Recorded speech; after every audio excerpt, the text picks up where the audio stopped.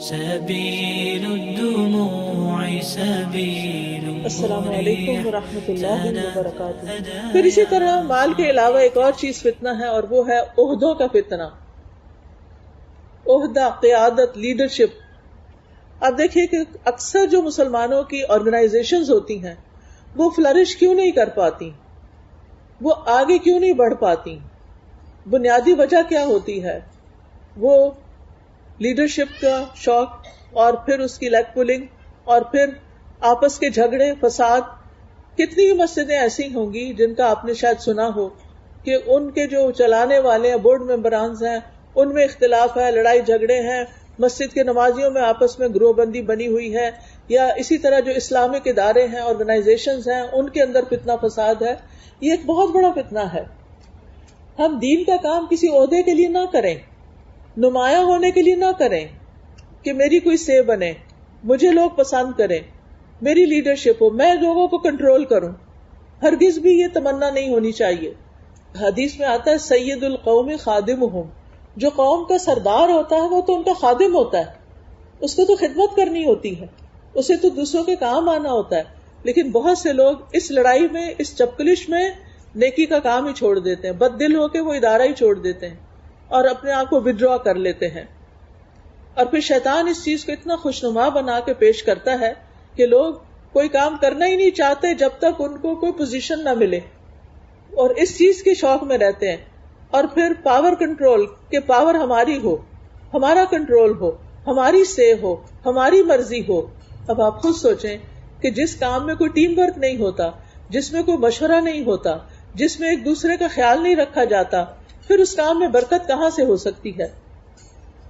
پھر اسی طرح یہ ہے کہ ایک اور فتنہ جو علم کا فتنہ ہے.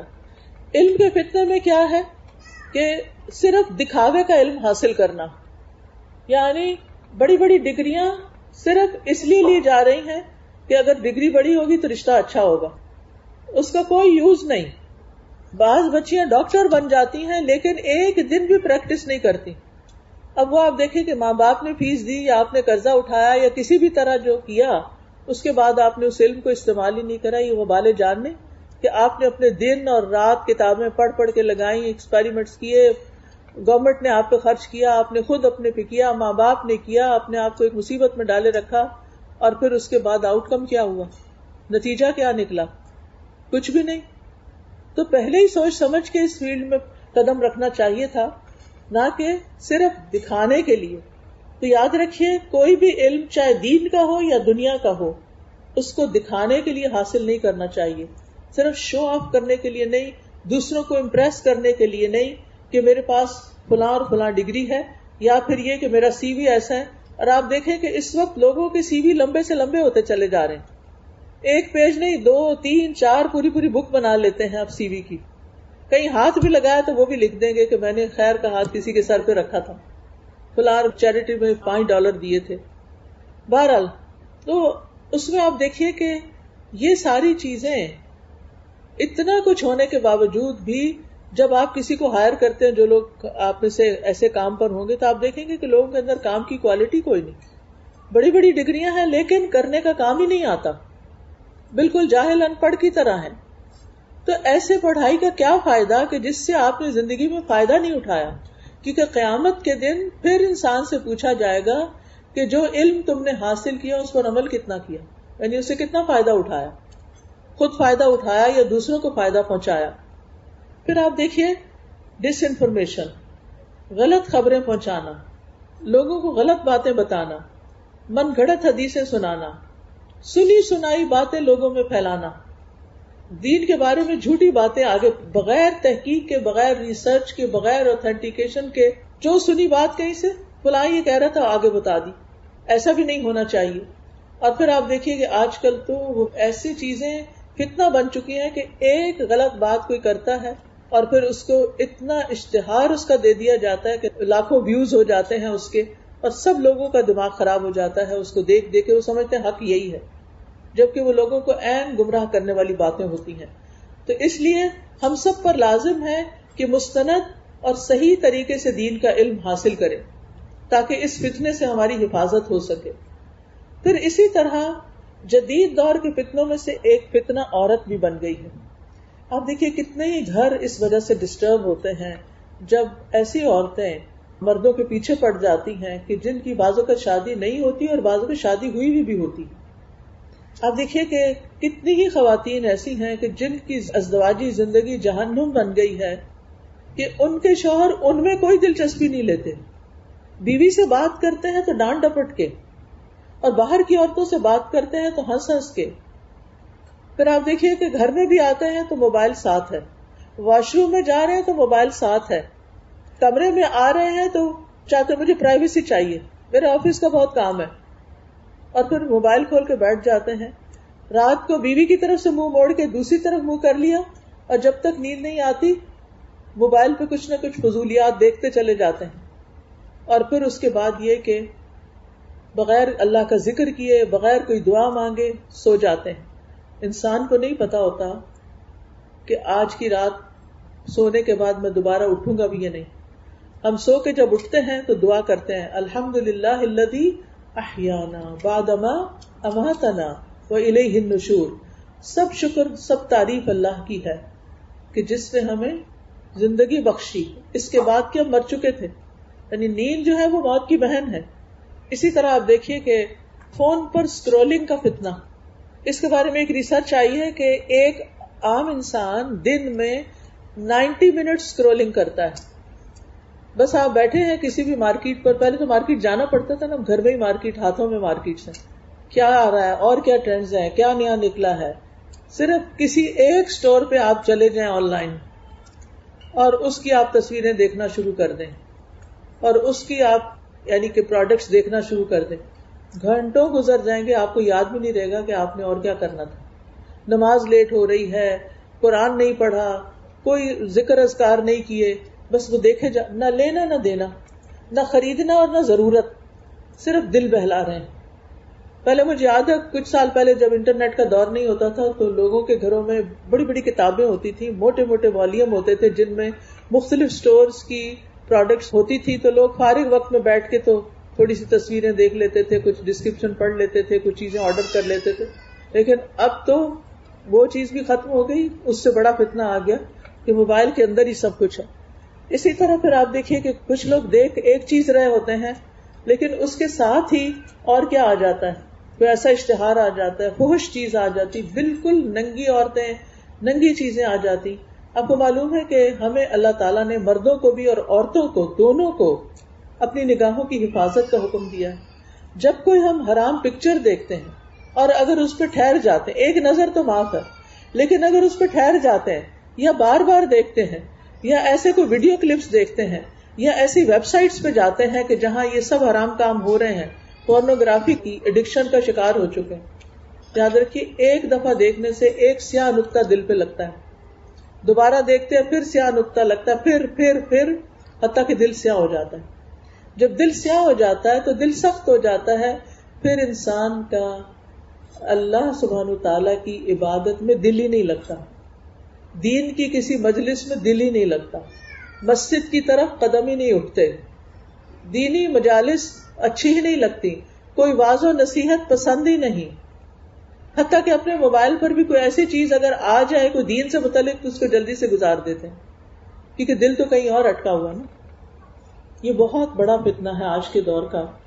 اور پھر آپ دیکھیے کہ انسان ایسی چیزیں دیکھتا ہے، بھول کے بھی دیکھ بیٹھے، اگر بھول کے بھی دیکھ بیٹھے تو ہونا کیا چاہیے، استغفر اللہ پڑھنی چاہیے، یا اللہ میری تو کوئی نیت نہیں تھی، یہ چیز ایسے ہی میرے سامنے آ گئی، اللہ مجھے بچائے، میں اب نہیں دیکھوں گی. پھر اسی طرح آپ دیکھیے کہ ایک اور فتنہ جو ہے آج کے دور میں وہ اپنی جنس کو بدلنے کا ہے، اور یہ چیز بہت عام ہوتی جا رہی. کبھی بچپن میں آپ نے کبھی نہیں سنا ہوگا، وہ مجھے یاد ہے کہ ہم بچپن میں پڑھتے تھے فلاں لڑکی لڑکا بن گئی تو ہم بڑے حیران ہوتے تھے کہ یہ کیسے ہو گیا. لیکن اب آپ دیکھیں کہ کس طرح یہ چیز اتنی عام ہوتی جا رہی ہے کہ یعنی اس کے اندر اتنی ایکسیپٹنس ہوتی چلی جا رہی ہے کہ اس کو کوئی برا بھی نہیں سمجھ رہا. اور پھر آپ دیکھیے کہ کچھ لوگ جو ایک پروسیجر سے گزرتے ہیں کچھ دنوں کے بعد ان کا موڈ پھر بدل جاتا ہے اور اب وہ اس کو ریورس کرنا چاہتے ہیں. اللہ کی تخلیق پہ راضی نہیں، جو اللہ نے ہمیں دے دیا جو اللہ نے ہمیں بنا دیا، ہمارا کیا کام ہے کہ ہم اس پر راضی رہیں. ٹھیک ہے اگر کسی کے دل میں کچھ اور خیالات آ رہے ہیں تو یہ شیطانی وسوسے بھی تو ہو سکتے ہیں نا، کیونکہ شیطان ہمارا دشمن ہے. اگر ایسے کچھ خیالات آ رہے ہیں تو ان کی اصلاح کی جا سکتی ہے. اور شیطان تو ہر طریقے سے انسان کو گھیرنے کی کوشش کرتا ہے. پہلے تو یہ فتنے کچھ بڑوں میں تھے، لیکن اب ان فتنوں نے بچوں کو گھیر لیا، جس کی وجہ سے ماں باپ کی پریشانی دیکھی نہیں جاتی. اس کا حل کیا ہے؟ حفاظت کیسے ہو؟ ایک ہی حل ہے، اور وہ ہے ایمان محفوظ. ایمان کے اوپر کام کر کے ان کا ایمان مضبوط کریں، ان کی دینی تعلیم کا فکر کریں. آپ دیکھیں کہ ہمارے معصوم بچوں کا کیا قصور، نہ انہیں اسکول سے کوئی دین ملتا ہے. کتنے بچے اسلامک اسکول میں جائیں گے؟ جو جاتے ہیں وہ بھی کتنے محدود ہیں، انگلیوں پہ گنے جا سکتے ہیں، کیونکہ اتنے تو اسکول سے نہیں. اور پھر آپ دیکھیے کہ میجورٹی تو بچوں کی عام پبلک اسکول میں جاتی. ظاہر ہے وہ تو پبلک اسکول ہے، انہوں نے تو اپنا سلیبس پڑھانا ہے، وہ آپ کا دین تھوڑی پڑھائیں گے. بچوں کو ہم مسجد نہیں لے کے جاتے کیونکہ اب اسکول سے وہ تھکے ہوئے آئے ہیں، اب ہمارے پاس ٹائم نہیں ہے، اب ہم نے ان کو جم لے کے جانا ہے، اب ہم نے ان کو سوئمنگ پہ لے کے جانا ہے، ابھی ہم نے ان کو باسکٹ بال کے لیے لے کے جانا ہے. نتیجہ کیا ہوتا ہے؟ مسجد جانے کا کوئی ٹائم نہیں، نہ اسکول نہ مسجد. تیسرا رہ جاتا گھر. گھر میں نہ باپ نے دین پڑھ رکھا ہے نہ ماں نے پڑھا ہوا ہے، کیونکہ ان کے ماں باپ نے ان کو کوئی دینی تعلیم کا انتظام نہیں کیا تھا. جو بچپن میں کئی اسکولوں میں اسلامیات وغیرہ پڑھ لی، اس کے علاوہ کچھ نہیں سیکھا. اب سوچئے کہ اس نیکسٹ جنریشن کا حال کیا ہوگا، جس کو نہ دین پڑھے ہوئے ماں باپ ملے، کہ گھر میں بھی کوئی دینی تعلیم نہیں ملی سوائے ڈانٹ ڈپٹ کے، اٹھو نماز پڑھ لو، یہ رٹ لو وہ رٹ لو. نہ گھر میں کچھ ملا نہ مسجد میں کچھ ملا. مسجدوں میں بھی عام طور پہ کیا ہوتا ہے، بچوں کے ناظرہ کی کلاسز تو ہو رہی ہیں، حفظ پروگرامز چل رہے ہیں. کتنی مساجد میں بچوں کو قرآن سمجھانے کا بھی کوئی راستہ نکلا ہوا ہے، کوئی طریقہ ہے؟ بہت کم، نہ ہونے کے برابر. مسجدوں میں بزرگوں کے پروگرام ہو رہے ہیں، یوتھ کے پروگرام کتنے ہیں جس میں واقعی ان کو کوئی ان کے دین سے متعلق، ایمان سے متعلق سالڈ نالج دیا جائے. ہم کہتے نہیں پھر بچوں کو اگر ہم یہ نہیں کریں گے تو وہ، یعنی کہ مسجد وغیرہ بھی جائیں یا کسی اسلامک اسکول بھی جائیں تو عام طور پر ہم ان کو انٹرٹین کرنے میں زیادہ وقت لگاتے ہیں کہ یہ کلرنگ کر لیں، یہ آرٹ اینڈ کرافٹ کر لیں، یہ سیکھ لیں، یہ وہ سیکھ لیں. بھئی دین کا علم کہاں ہے؟ ٹھیک ہے ان کو کھلائیں، ان کو کھیلنے دیں، ان کے ساتھ باتیں کریں، ان کو سٹوری ٹیلنگ کریں، لیکن ان کو دین بھی تو بتائیں. آپ سروے کر کے دیکھ لیجئے کہ آپ ان سے پوچھئے کہ ایمان کے ارکان کتنے ہیں، بچے نہیں بتا سکیں گے. ان کو پوچھئے کہ اسلام کے ارکان کتنے ہیں، بچے نہیں بتا سکتے. یہ تو بنیادی 2 اینٹیں ہیں نا. اور تیسری احسان کیا ہے؟ جبریل علیہ السلام آئے تھے یہ 3 کوسچن لے کے نبی صلی اللہ علیہ وسلم سے پوچھنے، دین سکھائیے. ہمارا دین ان 3 چیزوں کے اندر ہے، ایمان اور عبادات، اللہ کے ساتھ تعلق، اور احسان بندوں کے ساتھ تعلق. تو جب ہمارے بچے دین کے علم کو جانیں گے ہی نہیں. سلمان رشدی کا نام آپ کو سنا ہوگا، سب کو معلوم ہے. وہ بیسیکلی انڈین مسلم تھا. وہ اپنے ایک ویڈیو کلپ میں کہتا ہے کہ بچپن میں میرے فادر مجھے مسجد لے جاتے تھے، ساری نماز عربی میں ہوتی تھی اور مجھے کچھ سمجھ نہیں آتی تھی. پھر عید کا خطبہ ہوتا تھا تو میں پوچھتا تھا یہ کیا کر رہے ہیں، وہ بھی عربی میں ہوتا تھا. میرے والد کہتے جو یہ کر رہے ہیں نا بس ویسے ہی کرتے جاؤ، یعنی ویسے ہی ایکشنز کر لو. تو میں نے سوچا کہ جن باتوں کی مجھے سمجھ نہیں آتی میں اس دین کو کیوں اختیار کروں. تو میں نے دین چھوڑ دیا کیونکہ مجھے سمجھ ہی نہیں آتی تھی. آج کتنے ہی بچے یہ کہتے ہیں کیا عربک میں قرآن پڑھنا ضروری ہے؟ کہتے ہیں نا. مجھ سے تو بہت سے بچوں نے پوچھا کیا عربک میں پڑھنا ضروری ہے، ہمیں کچھ سمجھ تو آتا نہیں.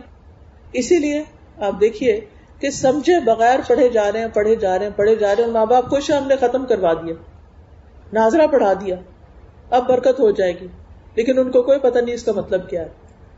یہاں کے بچے آنکھیں بند کر کے چیزیں نہیں لیتے، وہ فتنوں سے گرے ہوئے ہیں. ان کے بہت سے چیلنجز ہیں. آپ کو انہیں ٹائم دینا ہے، آپ کو ان کو وقت دینا ہے، آپ کو انہیں محبت دینی ہے، آپ کو انہیں اسلام کی خوبصورت تصویر دکھانی ہے، آپ نے انہیں اللہ کی معرفت، اللہ کی پہچان دینی ہے. آپ نے ان کو پروفٹ کی سٹوری سنانی ہے، پروفٹ کی سنت بتانی ہے، آپ نے ان کو آخرت کے بارے میں بتانا ہے، آپ نے ان کو قرآن کا مطلب سمجھانا ہے. یہ سب کرنے کے لیے کیا آپ کو خود علم کی ضرورت ہے؟ کوئی اور وہ نہیں سکھا سکتا جو آپ اپنے بچے کو دے سکتے ہیں، کیونکہ آپ اس کا مزاج سب سے زیادہ سمجھتے ہیں. آپ کو پتا ہے میرا یہ بچہ ایک بات کو کس طریقے سے سمجھتا ہے. اسی لیے کچھ بچے ایسے ہوتے ہیں وہ کسی اور کے قابو آتے ہی نہیں. آپ اچھے سے اچھا ٹیچر رکھ کے دیں، ہزاروں ڈالر خرچ کریں، ان بچوں نے کچھ نہیں سیکھنا ان سے، انہوں نے آپ سے ہی سیکھنا ہے. وہ آپ سے جواب چاہتے ہیں، وہ آپ سے پوچھنا چاہتے ہیں. کیا آپ ان کے جواب دینے کے قابل ہیں؟ اور اگر نہیں تو کیا اپنے قابلیت کو بڑھانا نہیں چاہیے؟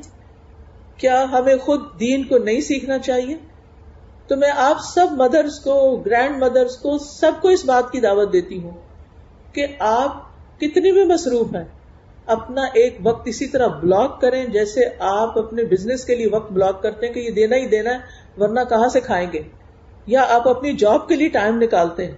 ایسے ہی دین سیکھنے کے لیے مستقل بنیادوں پر لازمن ٹائم نکالیں، سیکھیں، اور سیکھ کر خود اپنے بچوں کو سکھائیں، خود ان کو بتائیں، محبت سے بتائیں، پیار سے بتائیں، ان کو ان کے خاندان کے بارے میں بتائیں، ان کو اسلام کی ہسٹری کے بارے میں بتائیں، تاکہ آپ کے بچے کانفیڈنٹ مسلمز ہوں، ورنہ قیامت کے دن جواب دینا ہوگا.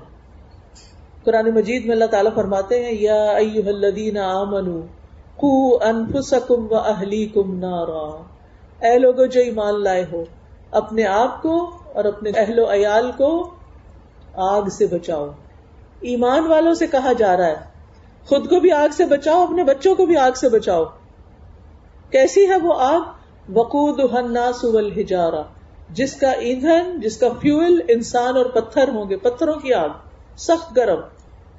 علیہا ملائکۃ غلاظ شداد، جس پہ بہت سنگ دل ترش روح فرشتے مقرر ہوں گے. لا یعصون اللہ ما امرہم، اللہ ان کو جو حکم دے گا اس کی نافرمانی نہیں کریں گے. وَيَفْعَلُونَ مَا يُؤْمَرُونَ، وہی کریں گے جس کا اللہ انہیں حکم دے گا. کسی پہ ترس نہیں کھائیں گے وہ فرشتے. ہمارے لیے لمحہ فکریہ ہے کہ ہمیں اپنے ایمان کو بھی بچانا ہے اور اپنے بچوں کے بچوں، اپنی آئندہ نسلوں کے ایمان کی بھی حفاظت کرنی ہے. اگر ایمان نہیں تو سب کچھ لٹ گیا. کوئی مال کام نہیں آئے گا، کوئی اولاد کام نہیں آئے گی، کوئی چیز کام نہیں آئے گی اگر ہمارے ایمان میں خلل آ گیا. اس لیے بہت ضروری ہے کہ بچہ کتنا بھی بڑا ہو، 30 سال کا ہو گیا کوئی بات نہیں، بٹھائیں اس کو پیار سے، پکڑیں اس کا ہاتھ پہ چومیں، بیٹا مجھے تمہاری بہت فکر کس بات کی؟ کہ اگر وہ دین میں نہیں آتے تو قیامت کے دن ہمیشہ کے لیے جدائی ہو جائے گی، دوبارہ شکل نہیں دیکھ سکیں گے، مرنے کے بعد ان کی شکل نہیں دیکھ سکیں گے کبھی. قیامت کے دن تو ایسی آپا دھاپی ہوگی، یوم یفر المرء من اخیہ و امہ و ابیہ و صاحبتہ و بنیہ، جس دن ہر شخص بھاگے گا کس چیز سے؟ اپنے بیٹے سے، اپنی بیوی سے، اپنے بھائی سے، سب سے بھاگے گا، اپنے ماں سے، اپنے باپ سے، سب رشتوں کو چھوڑ دے گا. ہر شخص کو اپنا حال پڑا ہوگا، نفسی نفسی. پیغمبر بھی یہی کہیں گے، نفسی نفسی. ہر ایک کو اپنی جان کی فکر ہوگی. یہ دنیا میں وقت ہے کہ اپنے پیاروں کو بچائیں، دنیا میں وقت ہے کہ دین خود بھی سیکھیں، اپنے ایمان کی حفاظت کریں اور اپنی نسلوں کی حفاظت کی فکر کریں. دنیا کا جتنا بھی مال آپ نے کما لیا، جتنا بھی اچھا لائف سٹائل اختیار کر لیا، جتنی بھی اچھی آپ کی لکس ہو گئی، جتنا بھی اچھا آپ کا خوبصورت گھر ہو گیا، سب پیچھے رہ جائے گا. کسی چیز نے ساتھ نہیں جانا. ایمان ساتھ جائے گا، عمل صالح ساتھ جائے گا، نیک عمل ساتھ جائیں گے. ان کے لیے وقت نکالیں. پھر آپ دیکھیں کہ ایک اور فتنہ کیا ہے؟ دل کا مردہ ہو جانا، کسی چیز میں دل نہ لگنا، یعنی کسی برائی کو برائی نہ سمجھنا، کسی نیکی کو نیکی نہ سمجھنا، اچھائیوں اور برائیوں کا نہ پہچاننا، اور پھر خواہشات کا غلبہ ہو جانا، یعنی صرف وہ کرنا جو اچھا لگتا ہے، کھانے میں صرف وہ کھانا جس کا مزہ لگتا ہے. پہننے میں وہ پہننا جو بس مجھے اچھا لگتا ہے. کیا واقعی ہمارا یہی معیار ہونا چاہیے کہ ہم اپنے دل کی مرضی پہ چلتے رہیں ہر چیز میں؟ نہیں، ہمیں یہ دیکھنا ہے کیا ہماری صحت کے لیے اچھا ہے جس کی وجہ سے ہم اللہ کی عبادت اچھے سے کر سکیں. کون سا لباس ایسا ہونا چاہیے کہ جس کو پہن کے ہم صحیح طور پر نماز ادا کر سکیں. ہمیں بات کیسے کرنی چاہیے کسی سے کہ جس سے ہمارا رب ہم سے ناراض نہ ہو، کسی کو لک ڈاؤن نہ کرے، کسی کو حقیر نہ سمجھے، کسی پہ ظلم نہ کرے، کسی کی عزت کے اوپر حملہ نہ کرے. پھر آپ دیکھیں ایک اور فتنہ ہے دنیا کی چمک دمک کا فتنہ. ایک سے ایک نئی چیز، ایک سے ایک نئی چیز. صرف کسی ایک دکان میں بھی گھس جائیں تو اتنی ورائٹی ہوگی چیزوں کی، چاہے وہ فوڈ کی ہے، چاہے وہ آپ کے ڈریسز کی ہے، چاہے وہ پرس ہے، چاہے وہ یعنی یو نیم اٹ. اور بہت سے لوگ دل لگانے کے لیے، دل بہلانے کے لیے پھر ایسا ہی کرتے ہیں. جب کاموں سے فارغ ہوتے ہیں تو چلو تھوڑا سا مال کا چکر لگاتے ہیں، واک بھی ہو جائے گی. لیکن اصل مسئلہ واک نہیں ہے. اصل مسئلہ کیا ہے؟ کچھ اور ہے. وہاں ہی دل کیوں لگتا ہے؟ اللہ کی قدرت جا کے دیکھے، پارک میں اتنا اچھا موسم ہے، وہاں جا کے واک کرے جہاں اللہ کی نشانیاں نظر آئے، اللہ کی عظمت دل میں بیٹھے، اس کی ہیبت دل میں آئے، اس کی محبت دل میں آئے، اور اس کے ساتھ باتیں کریں، اپنی روحانی صحت کو بہتر بنائیں. پھر اسی طرح آپ دیکھیے کہ اخلاقیات کے بارے میں مختلف فتنے، یعنی لوگوں کے ساتھ جو معاملات ہیں ہمارے، اپنے رشتہ داروں کے ساتھ، اپنے گھر والوں کے ساتھ، اپنے بچوں کے ساتھ، اور بچوں کے آپس میں ریلیشن شپ، ان پر نظر ڈالیں وہ کیسے ہیں، ان کی کتنی اصلاح کی ضرورت ہے. اور پھر سب سے بڑا فتنہ دجال کا فتنہ. یعنی فتنے تو ہیں ہی، لیکن سب سے بڑا فتنہ دجال کا فتنہ ہے. جب وہ باہر آ جائے، ابھی دجال آیا نہیں، جب آئے گا تو کیا حال ہوگا. وہ زمین سے کہے گا اپنی پیداوار نکالو، اور وہ اگا دے گی فوراً. لوگوں کا ایمان خراب ہو جائے گا دیکھ کے کہ یہ تو واقعی خدا، وہ اپنے آپ کو خدا کہے گا کہ میں خدا ہوں، تو لوگ اس کے پیچھے لگ جائیں گے. پھر اسی طرح وہ آسمان سے کہے گا بارش برسے، بارش برسنے لگے گی. اس وقت مومن بھی ہل جائے گا، اور جو اس کی بات نہیں مانے گا وہ اس کو کھانا نہیں دے گا، فوڈ پر اس کا پورا کنٹرول ہو جائے گا. تو صحابہ کو پریشانی ہوگی کہ اس وقت پھر ہم کیا کھائیں گے. آپ نے فرمایا مومنوں کی خوراک اس وقت وہی ہوگی جو فرشتوں کی ہے. فرشتے کیا کھاتے ہیں؟ کچھ کیا پڑھتے ہیں؟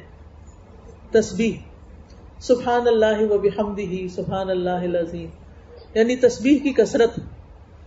پھر آپ دیکھیے کہ اس سب سے بڑے فتنے میں ہمیں اپنے ایمان کو بچانا ہوگا کہ کچھ بھی ہو جائے ہمیں ایسی کسی چیز سے انفلوئنس نہیں ہونا. بات یہ ہے کہ یہ ایک دن میں نہیں ہوتا. اس کے لیے اپنا پورا لائف سٹائل اسلامی کرنا ہوتا ہے. اپنی ہر چیز میں یہ دیکھنا ہوتا ہے کہ اللہ تعالیٰ کو کیا پسند ہے اور کیا پسند نہیں. ہمیں بعمل زندگی بسر کرنی ہے تاکہ ہماری موت اسلام کی حالت میں آئے. فَلَا تَمُوتُنَّ إِلَّا وَأَنْتُمْ مُسْلِمُونَ. پھر اسی طرح یہ ہے کہ خوش قسمت ہے وہ شخص جو فتنوں سے بچ جائے. اب فتنے تو ہیں ہی، لیکن اب کرنا کیا ہے بچنے کے لیے؟ نمبر 1، قرآن کو مضبوطی سے تھام لیں، قرآن سے گائیڈنس لیں، قرآن کا ترجمہ پڑھیں، قرآن کی تفسیر جانیں. قرآن مجید میں آتا ہے کہ اتل ما اوحی الیک من الکتاب واقم الصلاۃ. اے رسول، کتاب میں سے جو آپ کی طرف وحی کیا گیا اس کی تلاوت کیجیے اور نماز قائم کیجیے. اور تلاوت کا مطلب صرف ریسیٹیشن نہیں ہوتا، تلاوت کا مطلب ہوتا ہے سمجھ کے پڑھنا بھی. تلا یتلو تلون کا مطلب ہوتا ہے اس کا پیچھا کرنا، یعنی غور و فکر کرنا. تو قرآن کو مضبوطی سے تھامنا، نماز وقت پر پڑھنا، نماز قائم کرنا فتنوں سے بچنے کا ذریعہ ہے. اللہ تعالیٰ فرماتے ہیں والذین یمسکون بالکتاب واقاموا الصلاۃ انا لا نضیع اجر المصلحین. جو لوگ کتاب کو مضبوطی سے پکڑتے ہیں اور نماز قائم کرتے ہیں تو بے شک ہم اصلاح کرنے والوں کا اجر ضائع نہیں کرتے.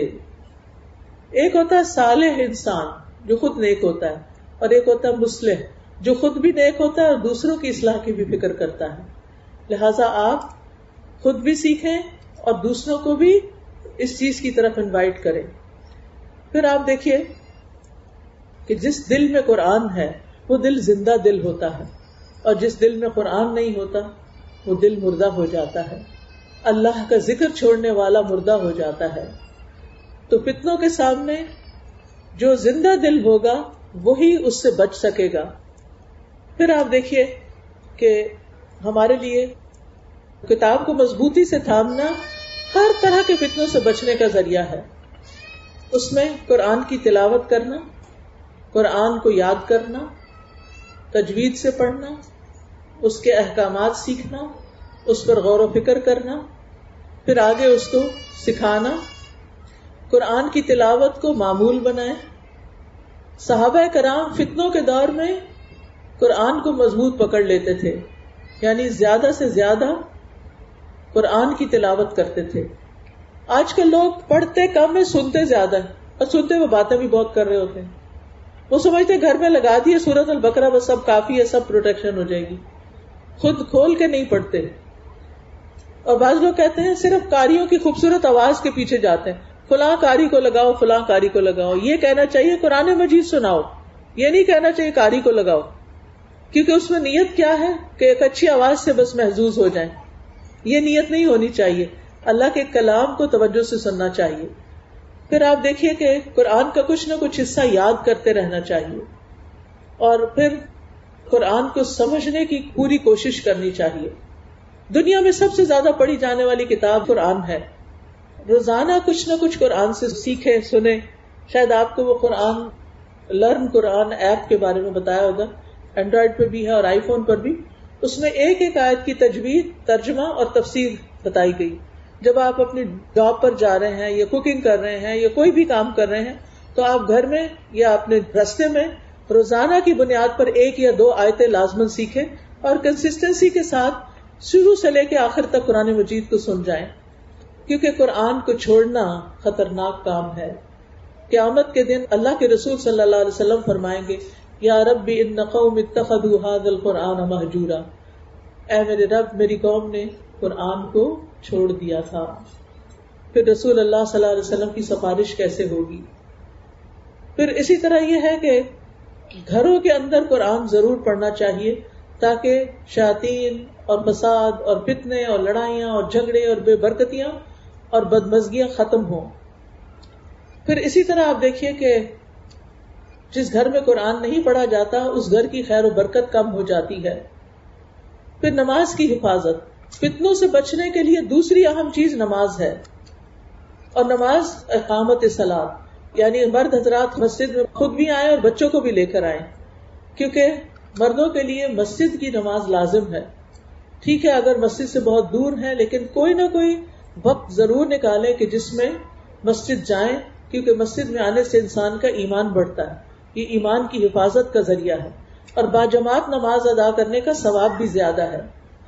پھر اسی طرح یہ ہے کہ نوافل کو گھر میں ادا کرنا چاہیے. میں پڑھ رہی تھی ایک واقعہ کسی کا کہ ایک بوڑھا شخص ایک شیخ کے پاس آیا، کہنے لگا شیخ میرے گھر میں بہت لڑائی جھگڑا ہوتا ہے، بہت فتنہ فساد ہے، مجھے کوئی طریقہ بتائیں کہ میں اس کو کیسے ٹھیک کروں، بچے بہت لڑتے ہیں آپس میں. تو شیخ نے پوچھا کہ کیا تم وتر کی نماز پڑھتے ہو؟ کہنے لگا وتر کیا ہوتا ہے؟ اچھا یہ بتاؤ چاشت کی نماز پڑھتے ہو؟ کہنے لگا چاشت کیا ہوتا ہے؟ کہا کوئی نفل گھر میں نہیں پڑھتے، وتر گھر میں نہیں پڑھتے؟ کہنے لگا نہیں. کہنے لگا اچھا جاؤ وتر پڑھنا شروع کرو، چاشت کی نماز پڑھنا شروع کرو، پھر میرے پاس آنا. اور واقعی کچھ دن تک جب ان نمازوں کی پابندی ہوئی تو گھر کے حالات بہتر ہو گئے. آج ہم میں سے بہت سے لوگ اپنے گھروں کے اندر بے برکتی کا شکار ہیں. گھروں کے اندر نمازوں کو عام کریں. میک شور کہ ہر بالغ بچہ نماز پڑھتا ہو، خود بھی نماز پڑھنے والے ہوں. اور فتنوں سے حفاظت جب بھی ہو سکتی ہے جب ہم اپنی اصلاح کریں اور اپنے گھر والوں کی کریں. گھر سے شروع کریں. آپ اپنے پاس کے بارے میں، اپنے گرینڈ پیرنٹس کے بارے میں اور اچھی چیزیں بچوں کے ساتھ شیئر کیا کریں اسٹوری کی شکل میں. پھر اسی طرح نیکی اور خیر کے کام کرنا، دوسروں کے کام آنا. درد دل کے واسطے پیدا کیا انسان کو. ہمیں کیا کرنا چاہیے؟ صرف اپنی ذات کے فائدے کے لیے نہیں جینا، اوروں کو بھی فائدہ پہنچانا ہے. زندگی کو غنیمت سمجھنا ہے. لوگوں کے لیے وہی پسند کرنا ہے جو اپنے لیے پسند کرنا ہے. لوگوں کو دین کی طرف بلانا ہے. پھر اسی طرح صرف کرنے سے نہیں کام چلتا جب تک حرام چیزوں سے بچا نہ جائے. لہذا فتنوں سے بچنے کے لیے حرام اور گناہ کے کاموں کو چھوڑنا ہوگا اور صرف اللہ کے ڈر سے چھوڑنا ہوگا، اور پھر اپنے ظاہر سے زیادہ اپنے دل کے خیالات کی حفاظت کرنی ہے، نیگیٹو تھنکنگ سے بچنا ہے، اپنی نظروں کی حفاظت کرنی ہے، اپنی زبان کی حفاظت کرنی ہے، لوگوں پہ بے جا تبصرے نہیں کرنے، خود اپنی ذات سے کسی کو تکلیف نہیں دینا، خواہشات کی پیروی نہیں کرنا، منافقت سے بچنا ہے، اور اپنی ذات کی فکر اپنے ایمان کے حوالے سے کرنی ہے، اور فتنوں کا انکار کرنا ہے، پھر نیک لوگوں کا ساتھ اپنانا۔ 3 چیزیں لازم پکڑیں جو آپ کو دنیا میں بھی فائدہ دیں گی اور آخرت میں بھی۔ ان میں سے سب سے پہلی چیز ایمان۔ اپنے ایمان کو کسی قیمت پہ کم نہ ہونے دیں۔ اگر ایمان تھوڑا نیچے ہو رہا ہے نا تو فوراً کوئی ایسا طریقہ اختیار کریں نیکی کے کام کرنے کا جس سے آپ کا ایمان بوسٹ ہو۔ پہلی چیز کیا ہے؟ ایمان۔ دوسری چیز ہے علم، اور علم میں بھی خاص طور پر قرآن کا علم۔ قرآن شفا ہے، دلوں کے زخموں کو صاف کر دیتا ہے، نیگیٹیوٹی کو دور کر دیتا ہے، ہمارے باطن کو چمکاتا ہے۔ قرآن نبی صلی اللہ علیہ وسلم کے دل پہ اترا ہے۔ تیسری چیز اچھا دوست، اچھا مخلص مینٹور۔ اگر آپ کی زندگی میں یہ 3 چیزیں تو آپ خوش قسمت لوگ ہیں۔ اگر کسی چیز کی کمی ہے تو اس کمی کو پورا کیجیے۔ فتنوں سے حفاظت کے لیے 3 چیزیں اختیار کیجیے۔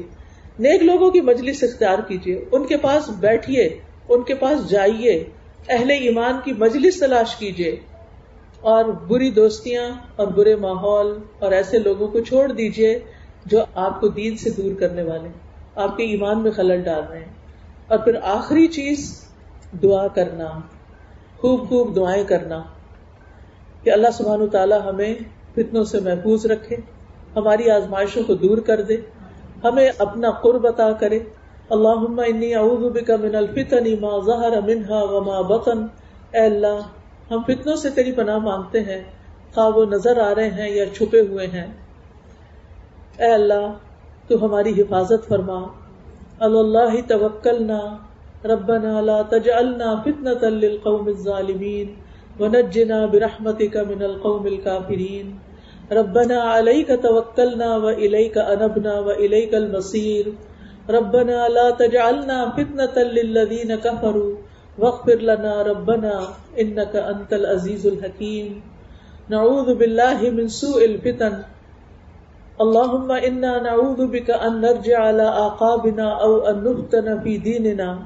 اے اللہ، ہم اس بات سے تیری پناہ میں آتے ہیں کہ الٹے پاؤں پھر جائیں یا اپنے دین کے متعلق کسی فتنے میں مبتلا ہوں۔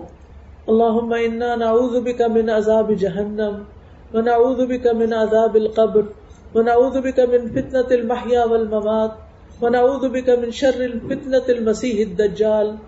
یا اللہ، ہمیں ظاہری اور باطنی فتنوں سے محفوظ رکھنا۔ یا اللہ، ہمیں مال کے فتنے سے محفوظ رکھنا۔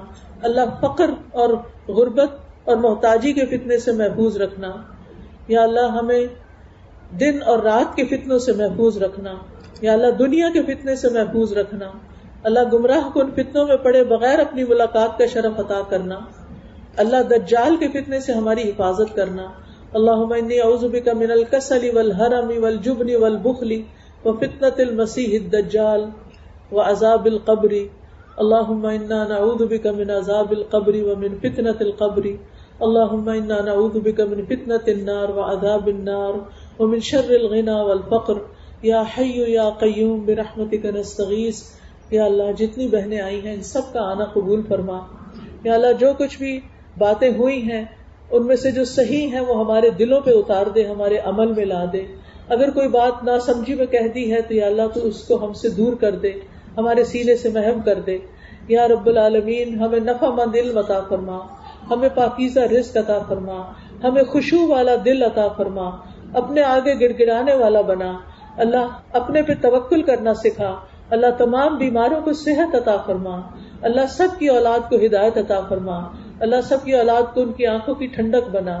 یا رب العالمین، جتنی بھی بہنیں آئی ہیں ان کے دلوں میں جو دعائیں ہیں، جو نیک تمنائیں ہیں، یا رب ان کو پورا کر دے۔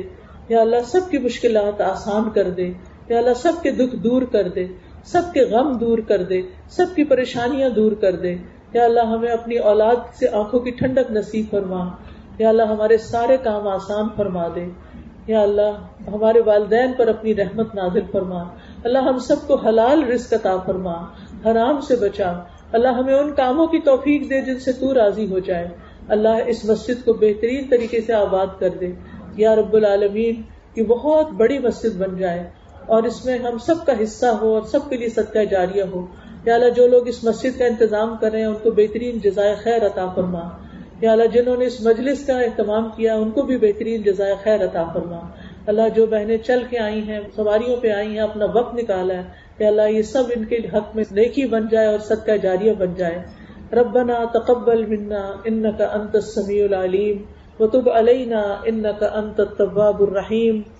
وصلى الله تعالى على خير خلقه محمد وعلى آله واصحابه واهل بيته اجمعين برحمتك يا ارحم الراحمین. اچھا یہ بتانا تھا کہ یہ کتاب ہے فتنوں کے دور میں کیا کریں. یہ اس میں احادیث لکھی ہوئی ہیں، اب یہ اپنے پاس ہونی چاہیے. پاکٹ سائز کتاب ہے، ایک ایک حدیث آپ پڑھیں گے تو آپ کو پتہ چلتا جائے گا کہ ہمیں اپنی حفاظت کیسے کرنی ہے. پھر اسی طرح یہ ہے کہ ہماری الحمدللہ 7 days a week کلاس ہوتی ہے. You are most welcome. آپ کو کچھ خرچ نہیں کرنا، صرف وہاں پہنچنا ہے. آپ آئیے، سنیے، بیٹھیے. اور اگر آپ کسی کورس میں داخلہ لینا چاہتے ہیں تو موسٹ ویلکم. ہماری زندگی میں بہت سی مشکلات ہوتی ہے، رزق کی تنگی ہوتی ہے، اولاد کی طرف سے پریشانی ہوتی ہے، تو استغفار کے فائدے، یہ کتاب بہت فائدہ مند ہے. اس میں آپ کو پتہ چلے گا کہ کیسی کیسی مشکلات استغفار سے حل ہوتی ہیں. پھر آپ دیکھیے کہ رزق میں کشادگی کی دعائیں ہیں. بعض لوگ اپنے رزق کی طرف سے پریشان ہوتے ہیں تو یہ دعائیں بہت فائدے کی ہیں. پھر جو قرض کے بوجھ تلے دبے ہوئے ہیں ان کے لیے یہ دعائیں بہت فائدے کی ہیں. قرض سے نجات کی دعا. پھر شکر ادا کرنے سے نعمتیں باقی رہتی ہیں تو یہ اس کی دعائیں ہیں. پھر اسی طرح گھروں میں تعلیم کا انتظام ہونا چاہیے اور اس کے لیے یہ حدیث کی کتابیں اردو اور انگلش دونوں میں، قال رسول اللہ صلی اللہ علیہ وسلم اور 100 احادیث. پھر بہت سے لوگ دعائیں پوچھتے ہیں، جنوں سے کیسے بچیں، جادو سے کیسے بچیں، نظر بد سے کیسے بچیں، وسوسوں سے کیسے بچیں، ہمارے بچوں کی پروٹیکشن کیسے ہو. یہ کتاب ہر ایک کی ضرورت ہے. ایاک نستعین، اس میں یہ سارے ٹاپکس جو ہیں وہ آ جاتے ہیں. لہٰذا اس کتاب کا ہونا ہر جگہ پر بہت ضروری ہے. اور صبح شام کے اذکار کا کارڈ بھی موجود ہے. چلیے ٹھیک ہے، جزاکم اللہ خیرا. سبحانک اللہم و بحمدک، اشہد ان لا الہ الا انت، استغفرک و اتوب الیک. السلام علیکم ورحمۃ اللہ وبرکاتہ. سبيل الدموع سبيل